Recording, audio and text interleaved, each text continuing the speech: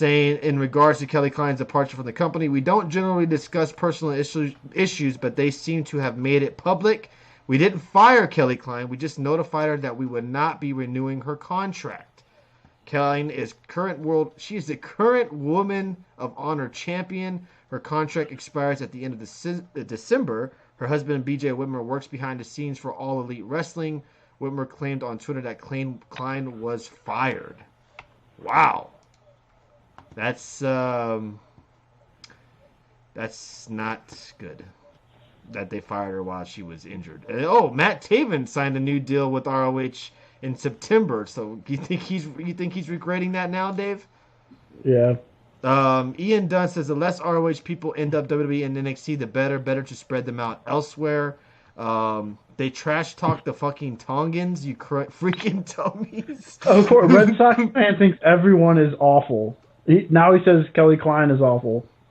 This was after he had left the company, says Adam Baum. Nope, Joey Mercury reached out first and took care of everything. This was after he left the company. According to them, nobody in their roster is a draw. Imagine having Rush and Dragon Lee saying this, idiots. What are they doing over there? Like, what's going on that they're trashing their own talent? What? I think the Kelly Klein shit is a death knell in ROH, says Mr. AEW. Thank you, Mr. Richie Vargas. Appreciate you, brother, for dropping those bits. They put it writing that the female pay scale was because they're females. Yikes. What? Oh, he posted a leak in the chat room. I'm trying to click on it, but it's being an asshole. These links in here. Okay, here we go. While we have NDA language, unfortunately, it seems that everyone knows everyone's deal regardless. I'm not suggesting that you would divulge in at all, and just an assumption that I have to make. However, it is more so a fairness internally and align the compensations for the division as it continues to grow. If things take off or change for the better, we can review and renegotiate at any time. Aligning the compensations for the division. I'm no attorney, but I believe that this is saying that they are paying all the women the same rate because they are women, says BJ Whitmore.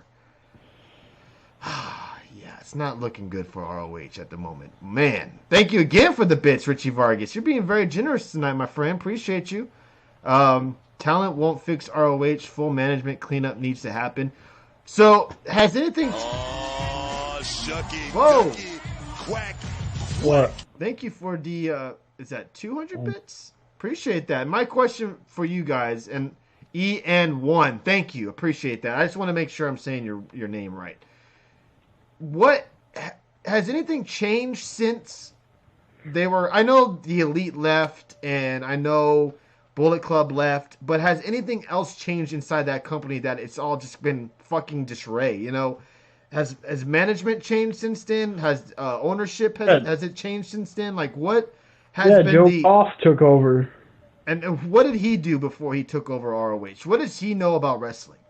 He was a big wrestling guy or a fan back in the day because he was on I think JR's podcast before talking about like the old Florida Championship Wrestling and all that, and he's a big wrestling guy. I don't know if I think he might have worked in wrestling too a little bit. I can't remember the entire interview. It's been a while since I've listened to it. But yeah, I remember hearing him talk about how he used to wrestle and all that. Or not wrestle, but he was like a big fan, or maybe he worked for a company, I think.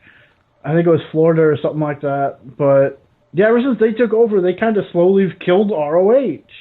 He was making himself presented on TV a lot. I remember watching some events where it's like, is he trying to become like an authority figure on the show he bought? Or the company that he bought, because he kept showing up on TV. He was presenting titles to people, and it was just since he became is he the new owner of ROH? Yeah, Sinclair Broadcasting owns ROH. And he owns or is the COO or whatever of Sinclair. So once he took over, ROH went downhill from there, basically. Slowly, yeah, they started losing talent, and I don't know. It's like ever since they put it on their shitty networks, they're not even really real networks. So they just own percentages of certain channels like the CW, CBS, Fox, and all that. They own market space. So local markets. Thank you, Richie Vargas. Thank you again for the bits, man. Bits galore from Mr. Richie Vargas tonight. Thank you very, very much. Appreciate that. Don't everybody, if you can remember, Richie Vargas' birthday is next weekend. I hope we can all remember and wish him a happy birthday. Hopefully, he'll stop by on Saturday night show, and Dave and I we will sing him happy birthday, right, Dave? If he shows up next Saturday, Oh. we will sing Richie Vargas happy birthday. All right.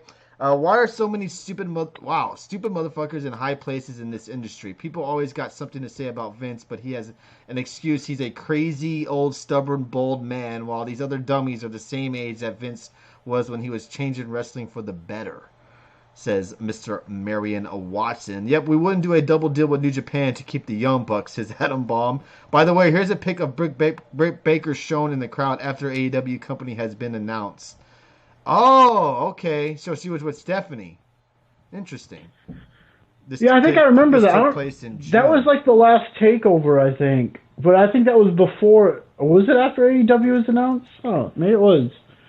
But I do remember that because they showed a picture. I think she was sitting with her kids, and then Britt Baker was sitting like right next to her. Yeah, I think that's the picture that they're showing. I thought that was before AEW. I know you told me that earlier, Adam Baum, but he's just posting up the picture, you jerk. It's been bad before the Elite came. If you remember ROH partnership with TNA, it got shut down because ROH first. What? They were gonna have a partnership with TNA? Yeah, there was rumors of that a while back that they wanted to do like ROH. There was rumors of a pay-per-view possibly where they would have ROH champion versus the Impact/TNA champion. Was this when were we doing shows when this was taking place? Yeah, it was Really? like last year. There was rumors about this last year. I don't remember that. I do not. I think I remember it, but I don't remember it fully. There was rumors of possibly like a Bound for Glory is going to feature ROH talent and stuff like that. Well, feel better, Mr. Adam Baum. Thank you for hanging out with us. Goddamn combination of the flu and pneumonia. Goddamn, that's a horrible combination. I hope you're feeling better. Get some rest, dude. I appreciate you hanging out with us, though. We've had a great viewership tonight. If you are new to the show, and if you haven't already, hit that follow button. We'd really appreciate that. We are Get the Tables podcast, obviously. We do touch on NXT, AEW, and WWE, and Impact as well. Trying to get more familiar with ROH, but I don't watch much of the product. I'll be first to admit that. We are live every Thursday and Saturday night. Sometimes we are also live on Tuesdays when we do our Impact watch parties. Not sure if we're going to do one this week. I'm really considering it because it looks like a very funny Impact that we'll be seeing Tuesday night. But it's kind of up in the air at the moment. We'll let you guys know on Twitter. But we will be back next Thursday. Is also definitely iffy as well since it does fall on Thanksgiving. Maybe we'll do a Twitter poll out on Twitter if you guys would like us to do a show on Thanksgiving night after everybody's full of turkey. You can end your night with us. And then we'll be back, of course, on Saturday night with our Shoot the Shit. So if you're new to the show, hit that follow button. We'd really appreciate that. Mr. Bobarewski says, during the Spike days, they had ROH talent appear on TNA, and once the scandal broke from ROH's owner, TNA quickly ran away, and so did many ROH talent from the company. Adam Baum says the partnership ended in 04-05 due to Rob Feinstein getting busted with child porn. The rumors of 16 and 17 was due to the Hardy and Young Bucks, but nothing came of it. Damn. I would say let's do Tuesday Impact, and from there, not do one until a new fresh round of Impact taping, says Marion Watson. That's probably a good idea, because this Tuesday night's Impact looks pretty damn funny and entertaining. I think that might be one that we should watch. Anything else we should touch on with ROH, guys? I don't want to skip ROH if you guys want to talk more about it. Look, I think the wrestling, the stuff behind the scenes is terrible, but the matches they put on are freaking awesome compared to what we're watching on Tuesday nights. Oh, on Impact, you mean? Yeah, I mean, compared to Impact, the in-ring action from ROH is great. I mean, it's way better than what we're watching on Impact Wrestling. Okay, I'll take your word for it.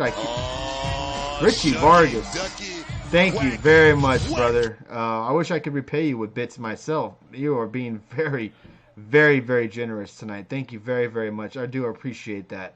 Again, come by the show next weekend, and Dave and I will be singing you happy birthday 100%.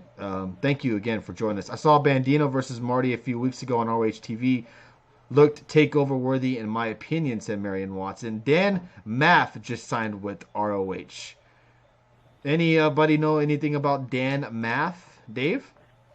No, I don't. But last week I watched Shane Taylor versus an old favorite of this show, ex-Impact star, Joe Hendry, for the TV title. Oh, man, Mr. Joe Hendry, man. And it was a good match. Missed that guy. I think you're right, Noob. I don't think Asuka's leaving the WWE. I think you're absolutely correct on I think that. they said she just re-signed recently or something, too. But yeah, Mr. Joe Hendry, missed